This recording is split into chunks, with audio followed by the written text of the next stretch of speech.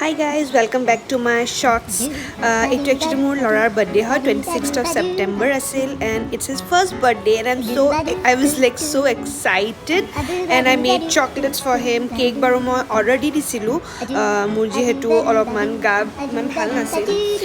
so সেনেকৈ chocolates যিমান পাৰিছোঁ মই কৰিছোঁ আৰু এতিয়া আমাৰ birthday boy ready কৰা হৈ আছে একদম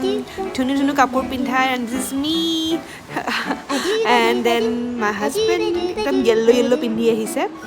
আৰু we are super excited. Obviously first birthday is always special আৰু তাক আমি ready কৰিলোঁ ইয়াতে he is getting ready to cut the cake আৰু ইয়াতে cake cutting ceremony হৈ আছে and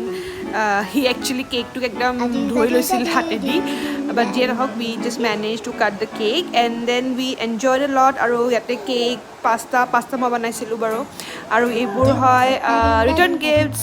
the most exciting thing